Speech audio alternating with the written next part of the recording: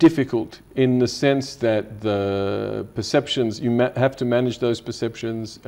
Your life is in danger in certain circumstances without question, and you can have hostile groups that don't want you to succeed, that are happy to use civilian suffering as a justification for why they need to separate from the state, or why they need a much better deal from the state, or and so forth. So I think it's a tremendous challenge, and the only thing we have to protect us is our consistency in the quality of the help that we offer to people in crisis, the neutrality that we protect, and the absolute integrity of the way we behave.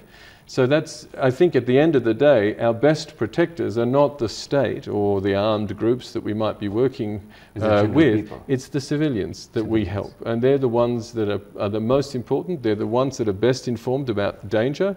They're the ones that will tell us, you need to leave this village now because we've heard rumors that... It happens. It happens often. And as long as we are seen as their supporters, as their neutral backers, without any agendas whatsoever other than a life-saving one, then they will play their part in protecting us, and that's probably the best protection we can get. It's mutual, let's say. It's mutual. And humanitarian workers are not only needed in battle lines, they are needed in cases of floods, absolutely, earthquakes, and many other natural disasters. We have recently had great flood in Pakistan. News are pouring in. The international agencies, countries are pledging lots of money. That's one part. But humanitarian workers in such parts, how difficult is it for them? Because not many people talk about their security itself.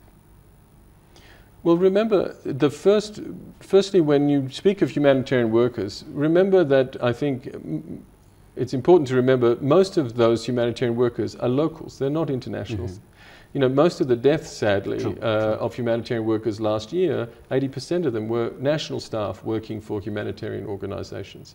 So firstly, they're locals. They're not mostly Americans or French or Australians. They're mostly Pakistanis. The way I'm asking this is, even if they're local, they are one of maybe 20 people who are, among 20, there would be one person who is a humanitarian relief worker.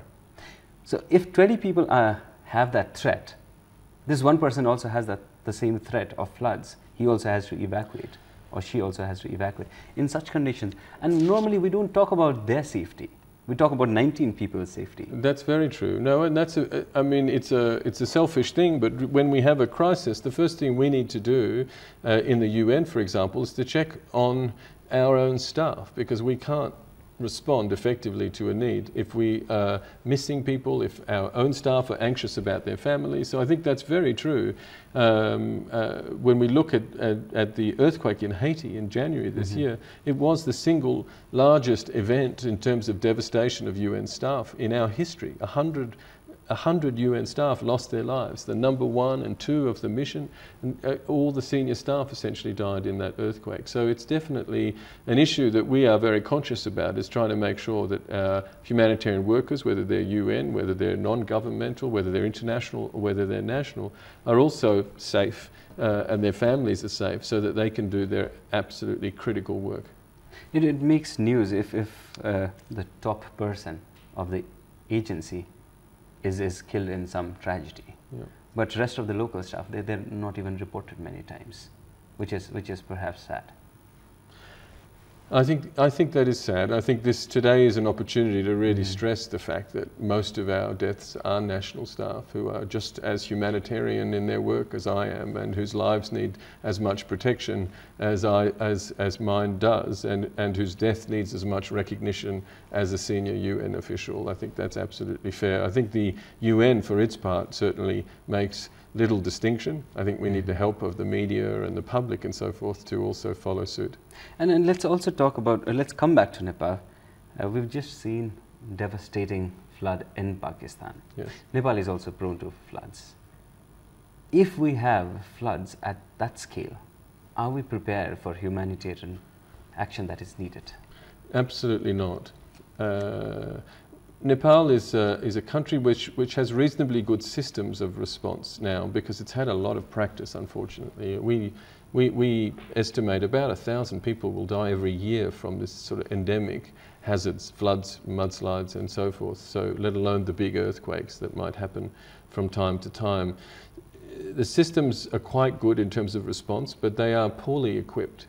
And the coordination of government remains a challenge. When we talk about poorly equipped, can you give us some examples? Well, if we take the Koshi flood a couple of years ago as an example, there was not nearly enough boats, for example, for the police and army to use to get people out of trouble. You needed a particular kind of inflatable boat that can operate in very shallow waters, etc., etc., and that sort of equipment's not there. Fire engines in the Kathmandu Valley are just not there. If there is a serious earthquake, we're deeply concerned about fire engines, buildings, etc., etc. So I think there's a gap in equipment. But the biggest gap for me is the fact that not even nearly enough is being done to try and mitigate the impact of these potential hazards. We know what they are. We know that it's likely Nepal will get another flood like Koshi in the not too distant future. We know that Nepal is very much vulnerable to mudslides. We know that an earthquake is pending, in fact. Well, we've been talking about it. It's pending for the last 20, 30 years. Yeah, and it's going to happen. It's not a matter of if, it's a matter of when. And with all those hazards, a country like Nepal has to get serious about thinking through what it can do to save lives before the disaster rather than after. So we need to look at response systems and equipping armies and police to save lives. But we need to spend a lot more money and a lot more time and a lot more political capital on trying to develop measures to reduce the number of people that will need to be plucked out of flooded rivers, that need to be dug out of the rubble of schools that have been destroyed by an earthquake. That can be done. We know how to do it. It's not rocket science. We know the building code in Nepal is not enforced and will lead to hundreds, if not thousands and thousands of deaths of school students if an earthquake hits at lunchtime or in class time. We know that the management of water catchments and so forth and river training and so forth is leaving communities that are living close to those rivers in a very high level of risk. We know that weather patterns are changing in the mountains of the west and the far west, and that people are finding it harder and harder for various reasons to grow enough food to give their family a sufficient spread of kind of calories and so forth. Food insecurity being a big humanitarian problem. We know these things. We know what the problem is. We know what needs to be done, but there seems to be a great gap between that knowledge and action. As a neutral person, how would you say, why is this not happening? We should, I mean, everybody knows we should prepare for this. Well, I think everyone's got a theory on this. The easiest thing to say is there's just no political will. But that's a pretty empty statement. It's correct. But I think it's much more complex than that. I don't think, we do need politicians to lead. We need mayors in municipalities that we haven't had. You haven't had a local election since the late 90s.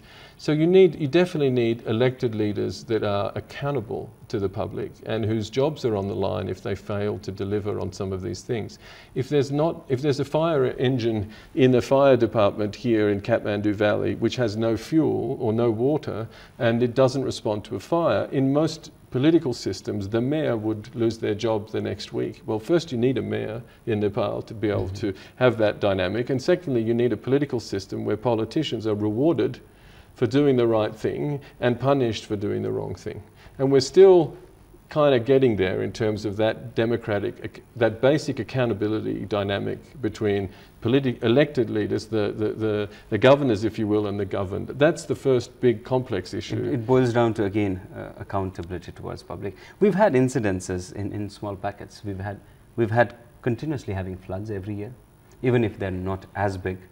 We've had fires within the capital, small scale. Yeah. And even in the jungles we've had it, but we don't respond to that. And somehow it seems strange that at a larger level, we're still not thinking about impending crisis. Well, to be fair, I think we've seen progress. So I think the response to the diarrhea issues in the Midwest this year is much better than last year. I think it's not a coincidence that the death rates seem to be lower this year, even though they are unacceptably high. When I look at the work that the Army, Police and the Home Ministry have done over the last 12 months in terms of simulation exercises and so forth, search and rescue exercises, you see a lot of good work being done, and you definitely see progress. I think that the responders are responding better. The systems are stronger than they were 12 months ago, and were in turn stronger than they were 12 months before that. So I think there's progress, but we have to step it up to a whole different level of seriousness. And that needs a lot of political will. It does, but it's not just political will. I mean, to be also fair to the politicians, it's also a matter of prioritization. And I understand that there's 100 great excuses, and in fact, in any country, politicians have 100 great excuses for why an earthquake that may or may not happen in the next 10 to 50 years should be their top concern, rather than crime in their neighborhood or a peace process or a constitution that needs to be written. And I have to say Nepal's leaders have got even better excuses than most leaders around the world in why it's hard to write a constitution, and the peace process needs a conclusion. A lot of things going on, a lot of very complex decisions that require their attention, a lot of negotiation and mediation. And unfortunately, this issue of risk reduction and mitigation measures is inching its way up the agenda, but it's not nearly close enough to the top. We need more focus on this. I think we need a lot more attention to this. So we hope that the more focus is given on it, and maybe next time if we sit around, we would be able to assess it and say that it's gone a level up. A level up, that would be great progress. Thank you so much. Thank you, Somesh. That was UN Resident and Humanitarian Coordinator for Nepal, Robert Piper, talking to us about humanitarian situation in Nepal, marking Humanitarian Day. News continues on Kantipur TV. Keep watching.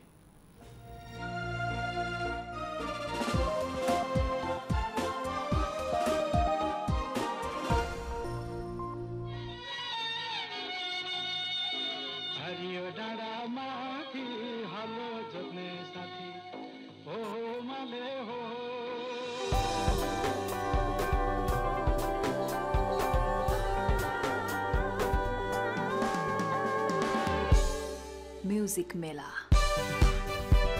Nepali सांगीतिक आकाशको संरक्षण र प्रवर्धनका लागि